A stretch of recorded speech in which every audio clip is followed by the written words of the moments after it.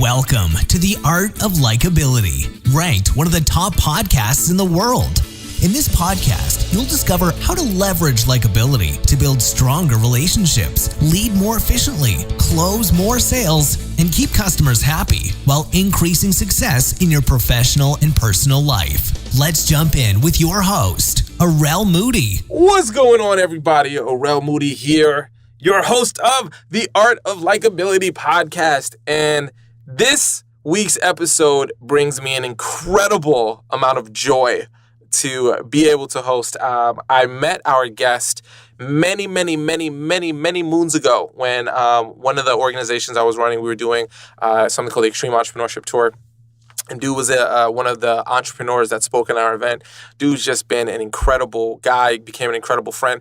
And he started a new venture. And I was like, dude, we got to get you on the podcast to talk about it because it's such a unique niche that literally I don't know if anyone else is talking about it.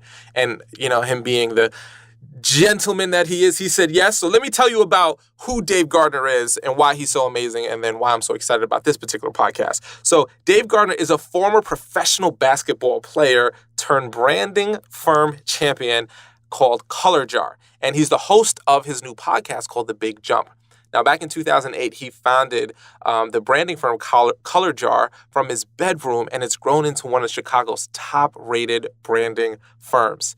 As the host of the Big Jump podcast, David sits down with pro athletes to discuss how they've leveraged their athletic minds for success beyond sports. So Dave has won top entrepreneurial awards at the White House, the United Nations. He's given speeches at the U.S. State Department, Google, IBM, Notre Dame. It just goes on and on and on.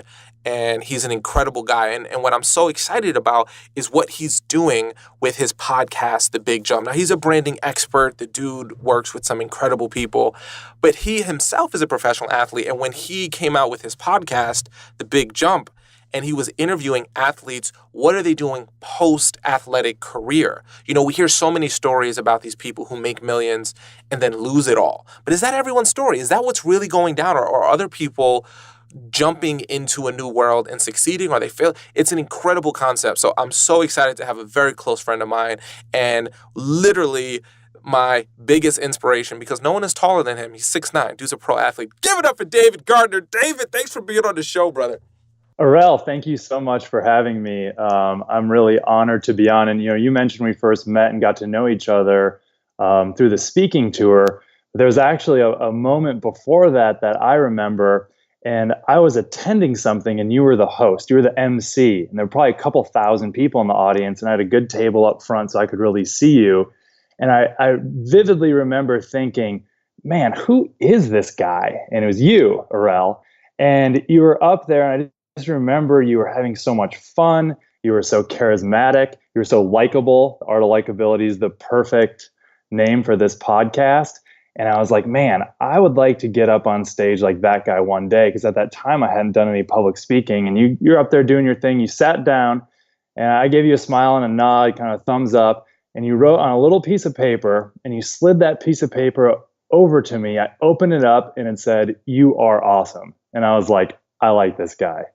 So I remember that very well. So almost 10 years later now, what an honor it is to be on your podcast, The Art of Likability. Thank you for having me. Man, you know what? I can tell you I forgot about that until you just said it. And literally all these memories came rushing back of that actual first time that we met. And I'm so glad I wrote that piece of paper and slipped it to you because you've become just a dude that I absolutely admire and appreciate for so many reasons. So grateful that 10 years later, we're still chopping it up. Well, great. I'm excited to get into it today here with you. Now, let's jump into it because, you know, you're doing the podcast now, and I really just loved what you wanted to put together with The Big Jump. But before we go into that, just give people a sense of, like, you're a professional, I guess a previous professional athlete, and when the pro career for you ended, you jumped into starting this branding firm. What the heck was that about? Like what was that story? Well, there's actually one step that is true, and there's a step that led to that happening. And it really was the start of something that I'm uncovering with the big jump and what makes some of these pro athletes successful in their life outside of sports, is that many of them develop a dual identity. And what I mean by that is a significant amount of how they think about themselves are covered into two areas. And so I didn't realize I was doing this. It was just something that kind of happened to me or that I pursued intuitively. But when I was in college, I'm studying and doing everything that a college student does. I'm a Division I basketball player at Dartmouth, and I'd also did my first web startup that was brand oriented. And so that was really the first step of my entrepreneurial journey, as well as some of the other things that you mentioned in your intro, which was far too kind. But that was my first taste, was doing a startup in college. So then when I had a good college career and signed with an agent, spent off seasons working out with many NBA players, working at the Minnesota Timberwolves training facility back in the Kevin Garnett days, and signed with a pro team in Europe. And while I was playing pro basketball, I was kind of in the back of my mind thinking, all right, this basketball thing is definitely great. I feel fortunate. I'm happy I worked this hard to get to where I'm at. But in the back of my mind, I knew that at some point I wanted to go back to that startup thing. So you have this dual identity phrase, and that word really kind of jumped out at me. When you tell me a little bit more when you say dual identity, what exactly does that mean to you? Well, what it means to me is that I don't have to be just one thing. Even now, starting the Big Jump podcast, I'm doing that, and I'm the founder of a branding firm, and that's okay. I think a lot of us, me included, get a message from society that you're only supposed to be one thing. You're only supposed to do one thing. But what I'm finding is that I get a lot of personal fulfillment from having two things or sometimes more that I'm really invested in, that I'm really giving my best at. And they're not distracting from one another. They're actually additive. So I go to one realm of life, say recording a podcast episode, and I'll often learn something that I can bring back to ColorJar, the branding and design firm. And I think we're given this message, and part of it is, humans have a natural tendency to want to categorize things. And it becomes difficult when you meet someone and you're not sure how to categorize them. Like, okay, you do two things, but like, really, which one's the one? And people are trying to figure that out. And so that we just get all these signals that you're only supposed to be one thing. And what I'm finding is if you've got your identity bifurcated into two or more different areas, that not only does it bring a lot more fulfillment and enjoyment and creativity, but also should one of those things come to an end, and the average person has 5 to 7 different careers in their lifetime, so chances are it will, that it's not such a sudden, dramatic, hurtful loss, because your entire identity isn't wrapped up into one area of life. You have something else where you can derive a sense of fulfillment and passion from. Yeah, that you said two things that really jumped out at me just now. One is that almost when someone's multi-passionate or they're not easily fit into a box, I think a lot of us can relate to that. A lot of us have different passions. We have such accessibility to so many things where we can do multiple things right now. And it's not like it was the same challenge before. So that jumping into figuring out who you are by doing multiple things, I think there's a lot of people that can resonate with it. And I can't confirm this at all. Like, there's no way for me to confirm this, but this may be the first podcast in which the word bifurcate has ever been used in a sentence. And I want to acknowledge you for that, because that's a $50 word right there, David. That's a $50 word, man. I appreciate that. So when you looked into your own life and you started realizing, like, all right, I have these entrepreneurial roots, branding and you've done really, really well. I mean, you've worked with some really great companies in Chicago. You are one of the most well-known, most involved companies that are doing it, especially being so young, as someone who's in his 30s, you're doing a great job with that. But at some point, you have to say to yourself, I want to do something else right now, right? Because you haven't always done the podcast. It's not like the podcast has been around since the beginning of ColorJar. You decided to jump into it. How does, just even more into the psychology of that kind of bifurcation, if you will, of ideas. What was it about this timing that made you say, this is the time for me to go into it? And then if you can expand upon that, how might our listeners be able to maybe decide for themselves when it's time to add on or do something different for themselves professionally? So I think that life is actually a series of reinventions, and some of them are small and others are larger and more dramatic. And so what I look for in my life, and this is my process, it might not work for everyone else, but what's worked for me and what I've gotten better at as I've gotten older is looking within and paying attention to what I'm curious about, what I'm passionate about, and what feels like it might be a next challenge to get me outside of my comfort zone. Because if something is really hitting on kind of the passion meter, and something is really there's something about it that feels like a challenge, or there's some part of it that I'm afraid of, I take both of those things as signs that it might be worth exploring. And I'm human like everyone else, so I get in my own way a lot. And you asked about what prompted the timing for launching the big jump, and it was actually an idea that I had been sitting on for probably 2 or 3 years. And I started to develop it a little bit and dream and concept, and then life would get in the way. That was sort of the excuse. You can even hear in the language as I was saying that, it was like life was happening to me and preventing me from doing it. And I finally got to the point where I was like, I need to do this. I want to do this. And it became a kind of at any cost, like I'm doing this and I'm going to figure out what it takes. Now, I did do something else though, which helped free up some of the mental space and the time space, is I actually reinvented ColorJar. So I focused it in order to really make sure that our service offering was tight. And so that was kind of the trimming of pruning a hedge kind of a process. So as we had grown, we had started to offer on more and more services. And I realized that we were starting to get away from what I thought our core was, which was branding and design. So I made some difficult decisions, restructured the company, parted ways with a business partner, eliminated a number of positions within the company to really focus us in on what I thought we were best at. And so that was doubling down on branding and design.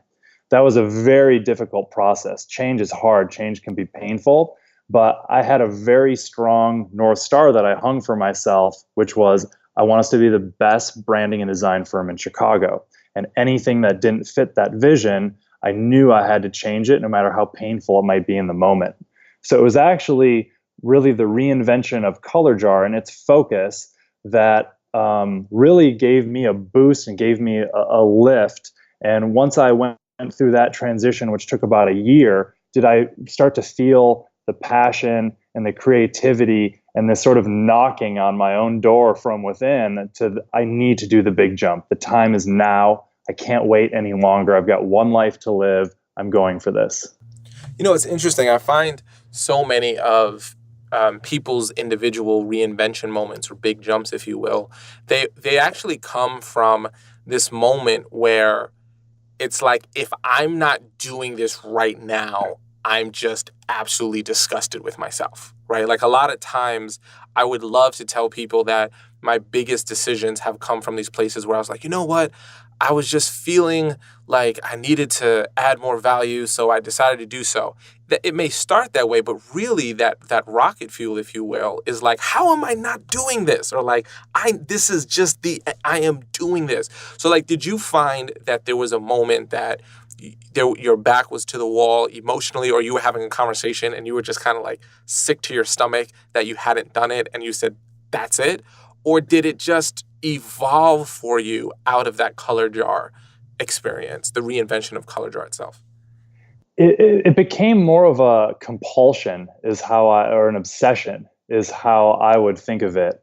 And I think the key for unlocking that, and I say that in a positive way, I think there's some negative connotation with a word like obsession or compulsion.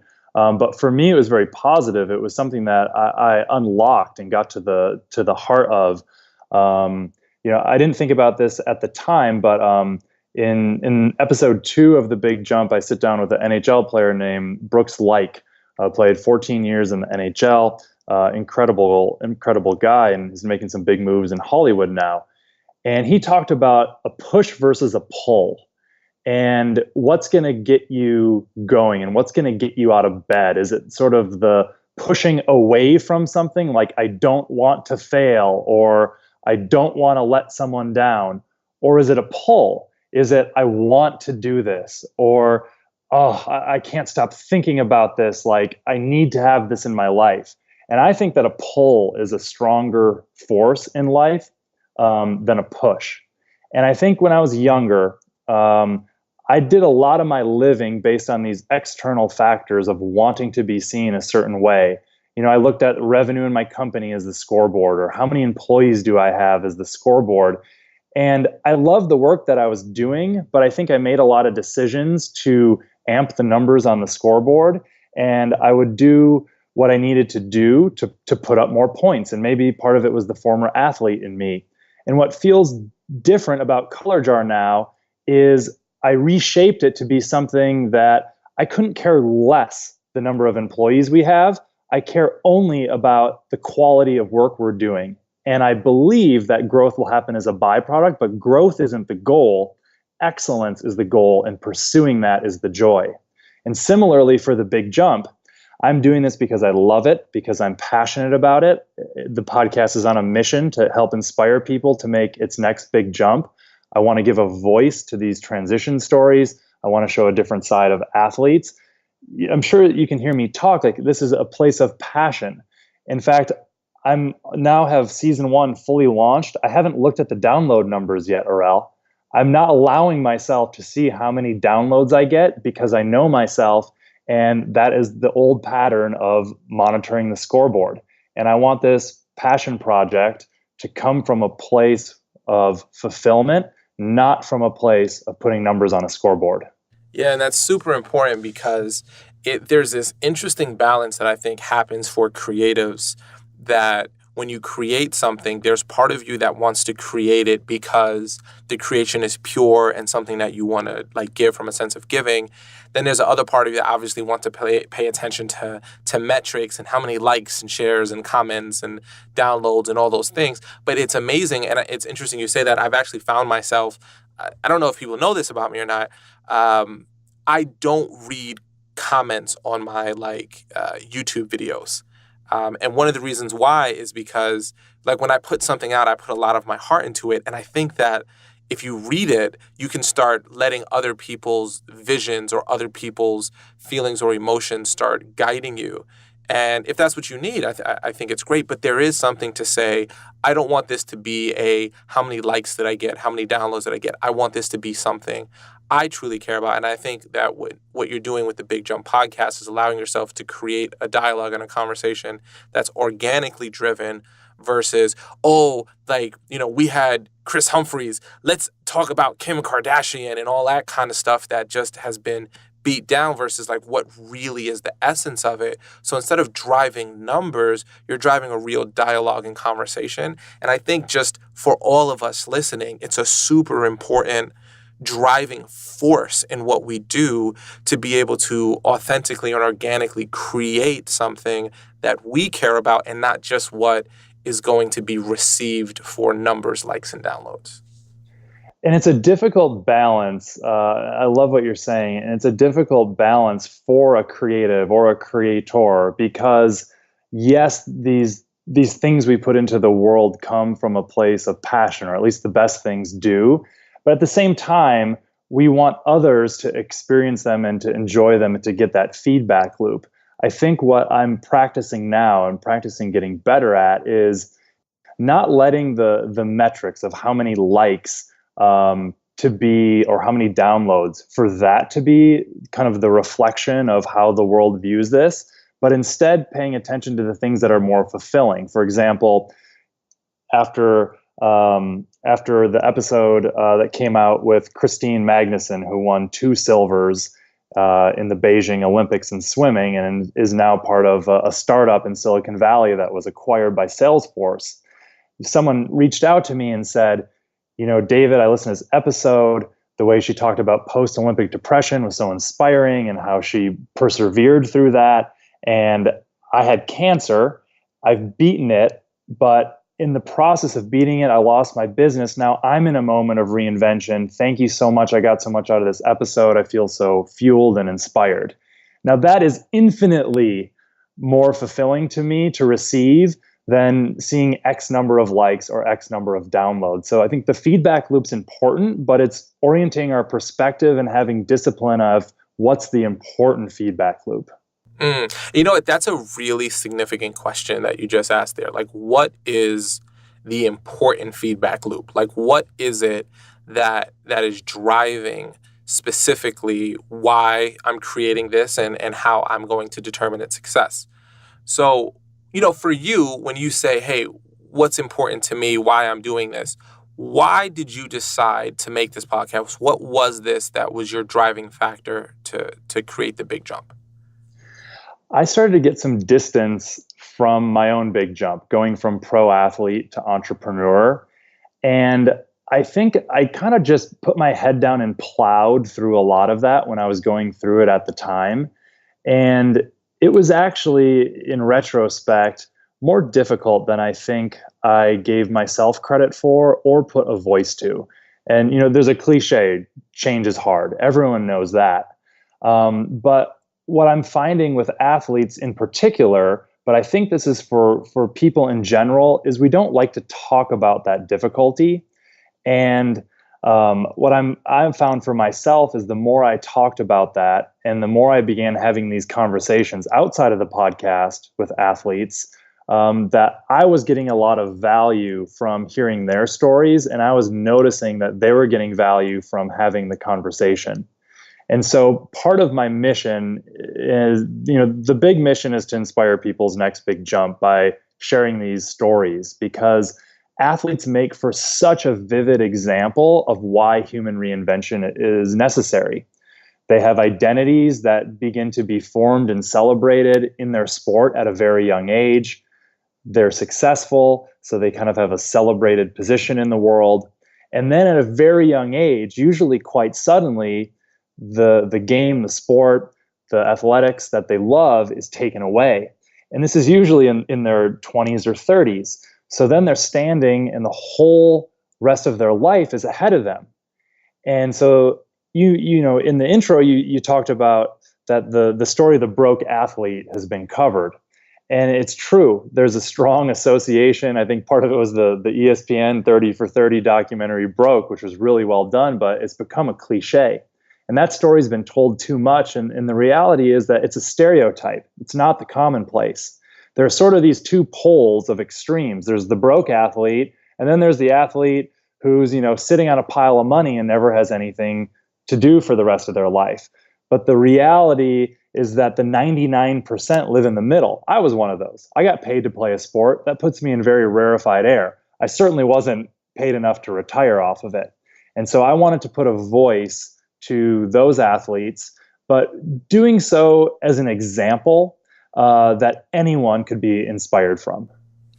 And when you look at this this dialogue or this conversation about athletes, and we look at them, I'm sure you run into some very consistent, maybe let's call them roadblocks that you have to address to kind of break down. What are some of the biggest misconceptions that you think whenever you say, hey, we're interviewing these athletes? What are some of the big misconceptions that come up a lot about the athletes that you would be interviewing, or athletes in general post their career? It's a great question, Arel. And some of them I encountered the first TV appearance I made to cover the big jump. I was on WGN, which is a Chicago-based, but it's a superstation. I grew up in Minneapolis, and we got to watch WGN. And it's all over the Midwest. I think it's part of the East Coast. And it was really interesting when I was in the green room and they said, oh, so you're a retired basketball player and you're interviewing other retired pro athletes? And I was like, well, sort of, but not really. Like, I guess I'm a retired athlete, but I actually think of myself as a branding firm founder and now a podcast host. And that's who I am, interviewing these other athletes.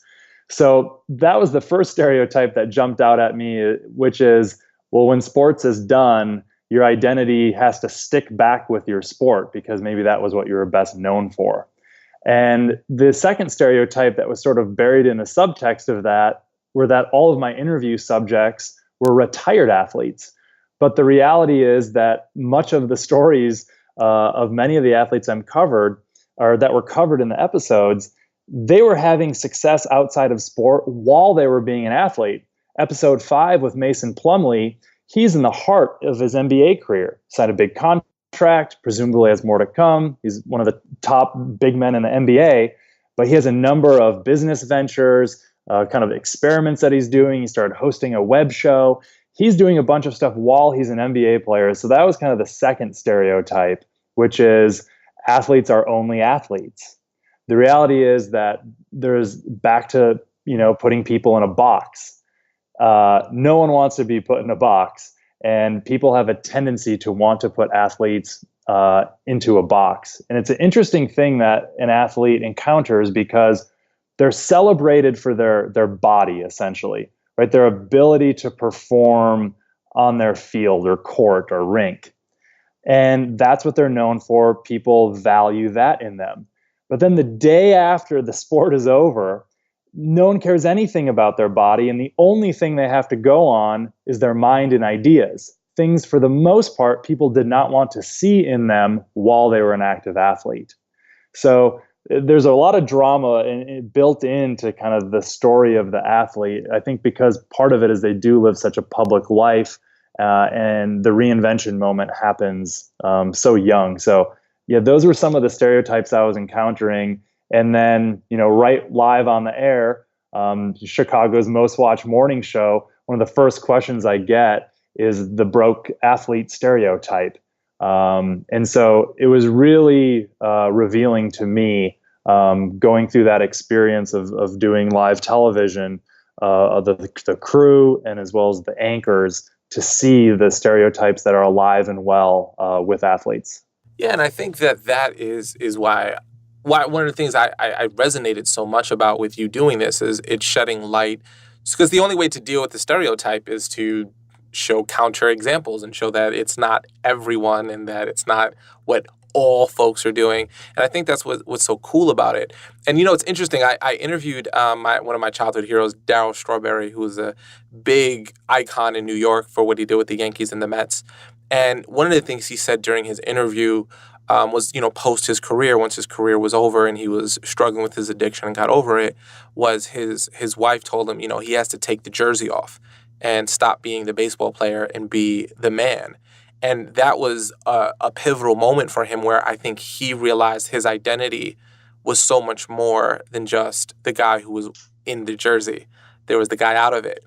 And when you start realizing there's that identity challenge that so many of these guests on your show have dealt with, that I'm sure you've dealt with as being a ex-pro athlete, how, so let's make this about the athletes, but also kind of make it a little bit bigger for everyone.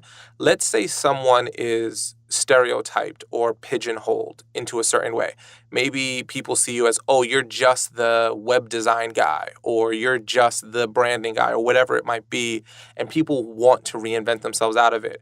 What have you gained from your personal experience in your interviews that would be helpful for people to kind of break the chains of the pigeonholing or stereotyping that they've once been in so they can reinvent themselves on their next step? It's a great question. And I listened to your interview with Darryl Strawberry, and I really enjoyed it. And one of the things that I enjoyed about it was the level of vulnerability that Darryl expressed, and you created the space for him to do so, Arel. And that's another thing, and kind of a stereotype of athletes, is that they don't have feelings, right? They're these kind of robots that perform. And so I think part of the inspiring part for anyone who listens to an episode is to hear, wow, that person that I'm used to watching on TV has feelings just like me, change and reinvention is difficult for them, just like it is for me. And so you ask your question here. And I think the big thing about stereotypes is that there's actually two jobs with them. So let's call it being put in a box. So no one likes the feeling of being put into a box, but there's actually kind of two jobs that need to happen. The first one is you need to show people that you're different so that they are no longer able to put you in a box. That's what most people think about, right? Like, everyone sees me as this. How can I get them to see me as something different? The second one that most people don't think about is that you've actually put yourself into a box. And that one's not as much fun to come to terms with because there's no one to point a finger at. It comes down to personal responsibility. But the truth is that we all put ourselves into boxes. We all have limiting beliefs about who we can be, who we are. And that's actually where a lot of the work comes from. It's breaking yourself out of the old box. You know, you use the example of Darryl Strawberry, and let's just call that jersey the metaphor, right? It could be the web designer, it could be anyone else doing it, and sports make for a great metaphor for life. Part of that is, especially when there's a part of that identity that we like, we don't want to take off the jersey. Yes, you have to move on, but I think that humans grow much more like a tree than like a butterfly. And let me explain to you what I mean by that. The way that a butterfly comes to be, as we all know, is the caterpillar goes into a cocoon and reemerges as this completely different creature, sheds its former self and leaves it behind. I don't think people grow that way, and I don't think that's a healthy way to conceptualize reinvention for ourselves. What I think is a much more accurate and healthy way to think about growth and change and reinventing yourself is to grow more like a tree. So a tree grows wider and taller, and it does so by adding rings to itself.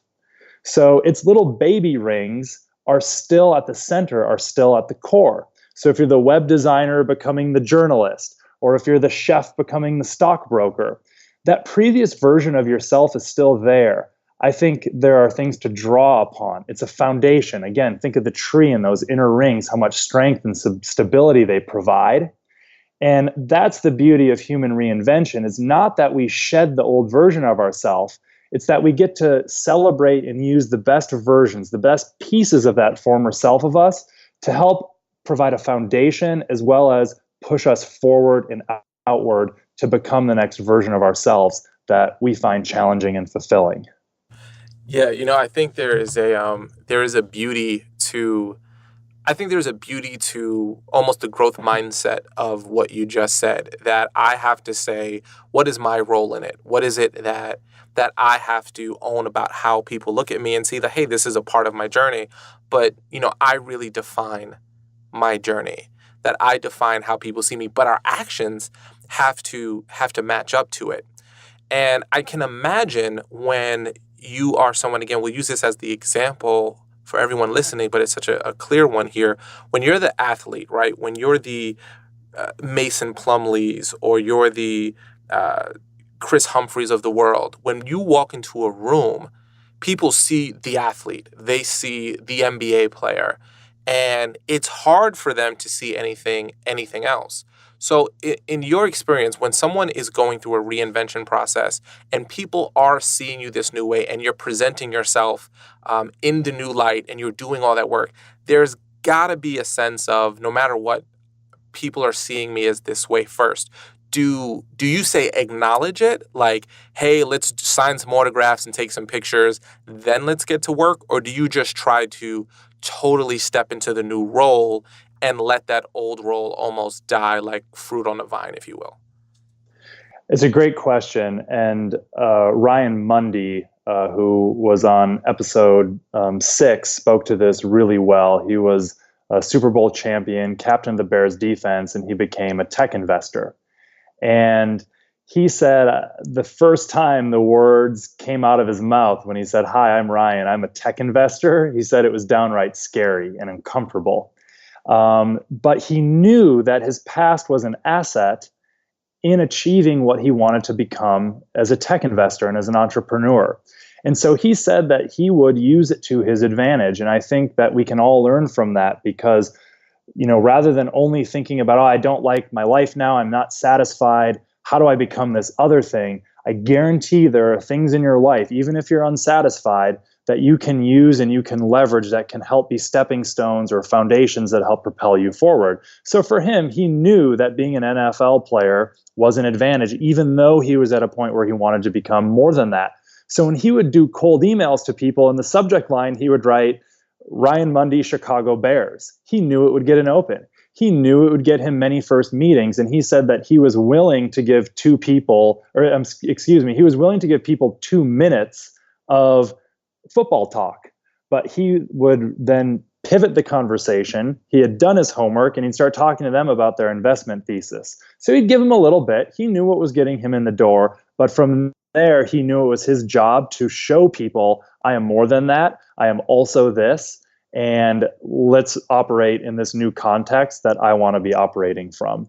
I felt some of that myself. I remember when I stopped playing basketball and I would be in a business meeting and people would bring up basketball, I would really want to change the subject quickly. And I think I just had this hunger to be seen as same as everyone else, as a mind and not a body, as a capable person in this business meeting. And I didn't want to talk about sports. Now that I've had some distance from it, I think I've certainly gotten a lot more comfortable talking about that, and I enjoy it. And not in the glory days way, but in the way that I have an appreciation of how much my previous self is propelling me today and how many valuable lessons. And that's not just because I'm a pro athlete. I think we all have those lessons and we all have those moments and parts of ourselves that even if it is the previous version, they're still useful and we can still be thankful and grateful for them today in our newer version of self. Yeah, and I think, I've always had a kind of a strategy, if you will, of if there's an elephant in the room, I've always addressed it right away. Like a lot of people, if they've seen my picture, they know that I'm a brown man, but some people may or may not know that I'm also Jewish. So when most people think of someone who's Jewish, they think of typically a Caucasian person. They don't think of me. So whenever someone finds out I'm Jewish, I immediately know they're now struggling tremendously to make sense of how is Orel Jewish? How is this? What is his story? So I then almost interweave the answer into the next few sentences. And I said, yeah, I know a lot of people when they look at me, they don't realize I'm Jewish. My dad being Jamaican, my mom being Jewish. You kind of put it together, you get what this is right here. So I will answer it in the next question so that I feel like I can free up their mental bandwidth, right? Have you done anything like, I know people are going to ask me 1,000 questions about this. Let me free up the mental bandwidth and just address it? And like anything, let's say you were the guy who peed his pants in high school and you're going back to your prom and everyone's like, that's the guy who peed his pants in high school. Oh man, how'd you know about that? That's pee-pee pants, right? There's an elephant that's in the room for whatever reason. Do you find attacking and addressing the elephant is good, or do you find just let it come up organically? I guess I'm trying to say is, do you actively bring up the basketball talk first to get it out the way, or do you let the other person bring it to you? I'm not sure that I have a rule of thumb, but what I have been working on that I think is within your question is approaching the thing that might feel uncomfortable. And, for you, it's like, oh, are people wondering this? Oh, I can see they're we just went cross-eyed when I told them that, yes, I'm also Jewish, sort of a thing. And then you address it, right? You're approaching the subject that's uncomfortable. And for me, I've been trying to use that more as actually a sign, and it's a counterintuitive one, that if an area feels uncomfortable, or if an area feels like it's sort of everyone's thinking it, but no one's saying it, I've really actually started to revel in being the person in the room who says the thing that everyone else was thinking, but I was the only one who said it. That's kind of a new thing that I'm going towards, and it's a counterintuitive thing. And what I mean by that is usually, if you feel discomfort, the natural thing to do is to avoid it. But I'm trying to recontextualize discomfort for myself in that, ooh, there might be something kind of juicy there that I should actually be going towards.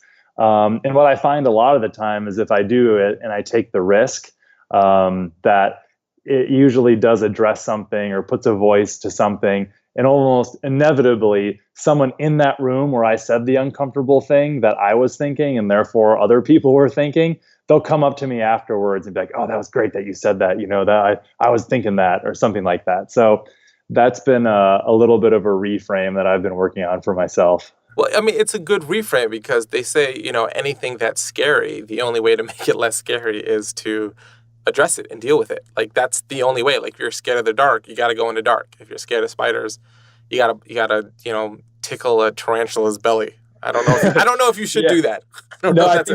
I think there's a psychology term called exposure therapy that's getting to that. And on the level of discomfort, like one of my heroes in this was in my conversation with Mason Plumlee on The Big Jump. He made a rap video where he rapped a verse in it. And Mason Plumlee, Duke national champion, NBA player, signed a big contract, 7 foot tall, white guy from middle of nowhere, Indiana. So he said he went on and he did a rap video as Plum Dog Millionaire. And I was like, dude, why did you do that? And I was like, you had to know that you were going to get made fun of. And he's like, oh, yeah, absolutely. He's like, I knew I was going to get made fun of. I was real afraid that people thought, my raps would be whack, as I think how he put it. But he also knew that like the guy who was creating it, he had like Complex magazine lined up to cover the video when it came out. And he knew this was not going to go quietly. And so I was like, Mason, why did you do that? It sounded to me like a kamikaze, suicide plane mission. And he's like, I knew I had to do it because I was afraid of it. And, and so my reflection on that, and he went for it, he did it. Yes, he got made fun of it, but then like he could get that behind him. The world didn't end. The sky didn't fall. Mason's still Mason. He had a new experience. And so for me, what I took from that was that the win in taking the risk was in the doing. The win was not in, and now I'm a famous rapper. The win was I took a risk and I'm still okay. The win was in the experience, the expansion, and trying something new. And who knows where that experience and going for something like that, it might not have an immediate payoff, but I think the way that the universe works is you get rewarded for taking risks. And even if you fall down, that's going to fuel you somewhere, somehow later in life. You know what? I would love to, the way you just answered that really sparked a very interesting question for me that I think is like even a little more, let's call it juicy, if you will, right? Let's go. Yes. So let's say we're at this crossroads where we need to do some reinvention because maybe our dream was always to be a lawyer, but we couldn't pass the LSAT, so we couldn't get into law school. So our whole family thinks we're going to be lawyers. I've been thinking I'm going to be a lawyer. And then like the reality hits me, maybe I'm not going to be a lawyer anymore. And I need to reinvent that conversation because I know everyone is going to be seeing me as a lawyer. And we can kind of dovetail that off. What if you're the athlete who it's not like you retire and it's all good? Like, let's say you just got cut and you were a big player and now you want to play, but nobody wants you anymore. And you have to like swallow that pill. Like, what advice would you give to someone who has to like swallow like one of those kind of horse pills in the reinvention phase? Well, it happens to everyone. That's the first thing with it is we don't often hear about that because people, especially in this age now that we're in, where social media is the highlight reel of someone's life, you're not often hearing about the things that failed, but there are plenty of them. For me, actually, now I feel almost obligated to share some of them. So after I played pro basketball, I took a big risk, took a home run swing. I moved to India to start a social network, and I put all the money I made playing basketball into it, a year of my life, countless hours, and it failed. And so I was broke and I needed a job. And I went back to living in my parents' house in Minneapolis, who I've the best parents. I completely won the parent lottery. And they were cool with me, for this reason and many others. I won the parent lottery, but I'm back in my parents' house, and, I have some hourly job. I'm working in the basement of the United Way, where I'm packing up boxes of marketing materials. Now, I had an Ivy League degree. I was a former professional basketball player, and I was just part of this startup where it was exciting. I was living on the complete other side of the world, getting something going that started to have some traction, but then ultimately fell flat. So it happens to everyone. It wasn't like I snapped my fingers and went from basketball player, getting paid to play a sport, to founder of a branding firm that's doing really well. And in fact, there was even another failure in that. So to get back on my feet after working in the United Way, I took a job to be part of a turnaround team at an e-commerce company. Well, in the wake of the '08 financial crisis, I was laid off. So, I can keep going on different things, and I've had many side projects that have failed and that I've lost money in. And so, yes, the big jump seems to be one that's catching. But people probably see me and they think, oh, wow, you've got this podcast that seems to be doing pretty well in the big jump. You have this branding firm that, is about to have a 10-year anniversary. But what they don't see and don't think about is all these other failures that kind of led me to the point or happened on a parallel path during it. And so that's no different than these pro athletes. They've all been cut from teams. They've had moments where they were disappointed, where they didn't have the outcome that they wanted. No one's immune to this. And back to your, the example that you gave of the person who thinks they want to be a lawyer, but then they find out that it's probably not their cup of tea because they can't, score well enough on the LSAT. I think also we should be observant of ourselves of where do we get these ideas from and these standards? So the idea that you wanted to be a lawyer before you'd ever been a lawyer before, we just get these ideas and sometimes go after them. I got this idea when I was in college that I thought it would be really cool if I was a millionaire before I was 30. And I don't know where that came from. I was probably walking home from a party one night and that little thing stuck in my head, and it drove a lot of decisions that I made was pursuing that. And some of them lit a fire for me, but some of them were detrimental. And I probably made some business decisions that were perhaps overplaying my hand because I had this idea in my head to be a millionaire before I was 30, which I did not achieve. So it was just an idea that stuck in my head, and who knows where that idea came from. And so I think the lesson in that is have a little bit of perspective of just because you had this idea in your head and maybe you told some other people that you were going to go do it, become a lawyer, it doesn't mean that that's who you are and that's the only thing that you can become. And when you deal with those failures, right? And I think your story is super important because so many of us do not share.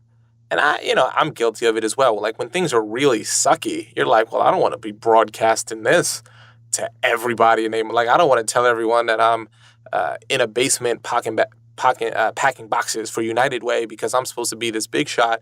So we kind of conceal it. So then what happens is that the people around us, when they're going through it, they think, well, no one can understand what I'm going through. No one gets me. I have to hold on to it. And it creates loneliness. And have you found with the athletes, do they experience a lot of loneliness post-career, or does the big jump fuel them? They absolutely do. And this is one of the biggest things that I hope the Big Jump podcast accomplishes, is putting a voice to these difficult moments, especially because the stories are coming from people who the fans or sort of the person watching on TV might have golden projections of them kind of being superhuman or superhero. And it's just not the case. Christine Magnuson goes very deeply into this sense of a post-Olympic depression. And, she talks a lot about how it's not really talked about by a lot of Olympic athletes, but it's very widespread. And it's understandable why. you go from this, whether you're on top of a podium or not, just simply being at the games and competing, you're on top of the world and top of your life. And then suddenly that's gone. But then there's also a social pressure. And I think this is what you were hinting at a little bit in talking about you not wanting to share when you're going through a tough time, is there is a little bit of a social pressure to put on a nice face. For the Olympian, the social pressure is to put on the hero's face. No matter if you do well, no matter if you lose, you're the hero coming home, and you want to keep that up. So it is absolutely, from what I've found, universal. It's part of each of these episodes, the difficulty, the negative emotions, because, while becoming your next thing is exciting and the challenge can be there and it's fulfilling, the other reality is that anytime you give up something or move into a next chapter, you're by moving past the previous chapter, there's a loss there.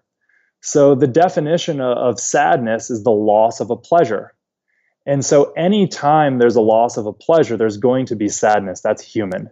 And athletes are human, the web designer is human, the person who couldn't pass the LSATs is human. If there's even a perceived happiness, like a vision of myself being a certain thing or being a certain way, and that's taken away from you or is taken away from you, or you're not able to do it, there inherently comes a loss there. And my kind of what I've learned for myself is that rather than skip over that or sweep it under the rug, the more I can be in that and just appreciate it for part of the human experience, rather than try to brush it away or distract myself with social media or any of the other things I do to distract myself, the more I can live in that feeling, the better that I'm finding myself doing with it. Right. And so much of what I'm hearing from you, David, is this idea of, really getting present to who you are, what's important to you, what's driving you, that you're human, that there are going to be things that happen to you that even though you may not think other people understand, it really is part of the human experience. And, you said something about you had the goal of, I want to be a millionaire before I'm 30. And so many of us, we have that connection to a dollar amount as being part of the quantifier. Now, when you're dealing with your guests, they've made millions, right? Like it's arguable. And again, I haven't made MBA money in my life, right? But it's, I'm sure a lot of people argue they've made so much money that money no longer has to be a goal of theirs. Like they could never work for the rest of their life and still do and have an incredible life. So when you're talking to these people, and really money is not, and I could be assuming, so please correct me if I'm wrong, if money doesn't become the driving force and becomes about so much more, what lessons have you taken from them, and how do you think that can be applied to the everyday man who may not have acquired that financial stability yet? Yeah, it's interesting. I hadn't thought a lot about this myself until I dove into the process of meeting so many professional athletes, current and past, and finding out about the success that they've created outside of sports. But this is, again, actually one of the other stereotypes that comes up about pro athletes is that they've made money and they don't have to do anything else. That is true for some athletes, and some sports are incredibly well paid. And what I found is that people they realize kind of the fortunate position that they're in with that. But the reality is that most pro athletes do not make enough money to retire on. I was certainly one of those. Think about most Olympians who pour everything they've got into their sport, and they're really surviving on a stipend from the U.S. national teams as well as any sponsorships. And there are, the average NFL career is only 3.5 years. So you're not making retirement money in 3.5 years. And so even in those, kind of the most watched sport, football, that's not the case for the average NFL player. And so what I think it comes down to, actually, whether you're one of the people who needs to work or you're one of the people who is in that rarefied air of not needing to work, is that humans are meant to grow and they're meant to change. And I think the best way to move forward is to look within. And so whether, whatever your circumstances in life, I think it's the same for everyone, is that what we're all going for, and what we're really, when you take away the money and the different scoreboards we put up for ourselves, and the social media likes and everything else, I think we're all chasing fulfillment. At our deepest level, we're chasing fulfillment. And so I think the only way to figure out what to pursue next that will fulfill you is to look within, and what am I curious about? What am I passionate about? Not what's going to make me the most money, or what's going to make me look the best, or what does my family want me to do? It's really looking within. And so I've actually developed these 5 questions that anyone listening can ask themselves if they're considering making their next big jump. They're considering adding on this passion project to their life on a parallel path. So the first one is, do I feel excited about this? Right? Is this something where I think about this pursuit, this thing, and it just lights me up? Do I feel excited about this? Number 2 is, could I see myself staying curious about this for the next 3 years? Not forever, but not for a week either, right? It can't be a flash in the pan. So for the next 3 years, could I see myself staying curious about this? The third, will this challenge me and push me outside my comfort zone? Number 4, if my basic needs were met, would I work on this for free? And then 5, if this is a complete failure, will I walk away with valuable new experiences, skills, and relationships to take forward with me? And so those are some of the questions that I ask myself before, adding on podcast host to branding firm and design founder. I shared these at a guest lecture at Northwestern recently, and it seemed to be helpful for students who were approaching their graduation. And really, they're just prompts to look within, because I think fulfillment comes from within, not from external validation sources. Yeah, no, those questions are super powerful, because as we're looking into anything, if we don't have curiosity for it, and I think you said something that was so powerful, because if I'm curious, I want to learn about it, I want to know about it. But then also, if all my basic needs were met, would I still do this? And I think for many people, the answer will be no for many of the jobs or businesses that they're into. Like the business is a means so that I can make a boatload of money, and then I can then work on fulfillment, where that's kind of like chasing a rainbow that you're never going to be able to grab. Fulfillment is the end game. So what, as we're coming to the last few moments of the time we have here, one of the crucial questions I'd love to get your opinion on is, what about the person who says, but David, I don't know what I'm curious about, or I don't know like what I would do, like if I had all my things taken care of. Like I don't know, and it's driving me nuts that I don't know. What would you say to that person? I think I found myself being stuck at times in my life when I turned it into a big question, and kind of the way that you frame that, it was almost like, what's my purpose on this earth, right? Like, what's the thing for me? And I don't know. And for me, that seems like a difficult challenge to solve, and it's almost confronting in its largeness. And so what I would say to that person is, hey, let's first of all, let's take a deep breath. Like, we've got time to figure this thing out. It doesn't have to be immediate. There's no pressure here other than the pressure you put on yourself. And then my counsel would be to make it smaller. Let's just make some small bets. What new experience could you go for maybe next week? Or maybe it's tomorrow, or maybe it is later today. But what new thing could you go try out? Maybe it's a different fitness class. Maybe you look and you just attend some random conference that has nothing to do with your current industry. Maybe you join a new networking group to meet some new people. And then I think the big job while doing all of that is not just to do it, but it's to pay attention to yourself while doing it. I think sometimes we miss ourselves in the moment, and there are all these little micro moments that meet us. And I think, one of the keys to figuring out what you're curious about is to pay attention to yourself and to really just notice yourself. Or like, what's grabbing my attention? How do I feel while I'm doing this? And so I think it's just to treat life a little bit more like an experiment, is to make a small bet, try something on. If you don't like it, be comfortable and fluid enough to say, okay, I tried that, next. And just keep moving. I think that's the big thing, is like, I feel most alive when I'm growing and when I'm facing a new challenge.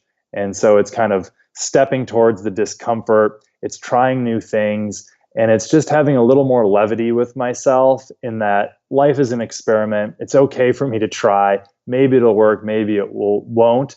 But I guess just like Mason had, like, the win was in the doing, the win wasn't in the outcome.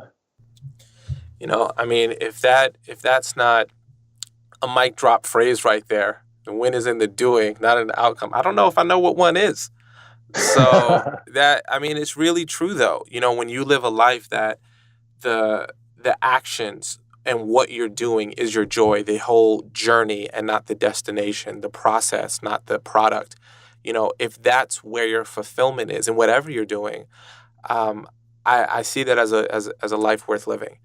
And, Dave, you've been just incredibly open and genuine and giving, man. I appreciate you so much. And for those who want to learn more about the Big Jump podcast and connect more with you, what's the best place to do that? The Big Jump is on Apple Podcasts, Spotify, and really anywhere else you listen. So just search The Big Jump. And it's also on Instagram and Twitter at Big Jump Show. You can get a listing of all episodes at thebigjumpshow.com. And if you want to connect with me, I'm on Instagram at David_Gardner, Gardner. Lightning round question. You weren't ready for this one. I'm throwing this on you last minute. Who was your favorite interview so far? Oof. Say it. You gotta name someone. You can't say everyone. Brooks Like. His energy is so infectious. And he has a mindset of a champion. He is just a winner through and through. And, I think about it now. I just looked down at my arm and I've got goosebumps. And he was not a guy I had on a pedestal either. I really didn't know much about Brooks until the interview opportunity came to be. And so this is not like goosebumps from being next to your childhood hero. This is just, this guy is lightning in a bottle, and he's got such an amazing mindset, really of a champion that can be applied to anyone's life. So that's episode 2 with Brooks Like. Some of you pop culture fans will know him as the husband of Julianne Hough from Dancing with the Stars. I know him as Brooks, the NHL player who's making some moves in Hollywood just a few months after his final NHL season. There it is, y'all. Well, thank you so much for joining us. And as I say on every podcast, the information on this podcast will not help you in any way. There is nothing that David said that will change your life in any way. The implementation of this information will lead you closer to fulfillment, to growth, to understanding how to understand yourself and be more present with yourself, to getting a grasp on how to make your next big jump and reinvent yourself so that you can make stronger, more powerful decisions at the crossroads of your life. David, thank you so much for being here. You are a mensch, as we like to say. It's a really good guy, and appreciate you being here, brother. Thank you. The honor and the pleasure is really all mine. And, just like that piece of paper you slid over to me 10 years ago, I'm sliding it back right over to you. You are awesome, Morel. Thank you. Full circle, people. That's called the full circle. That's a full circle. You're the man. Sending you and everyone listening a big old high five. You are high five, Morel. Awesome. Thanks for listening. Make sure to subscribe to our podcast, The Art of Likability, and reach out with any questions you have. Until next time, remember, my friend, you are awesome.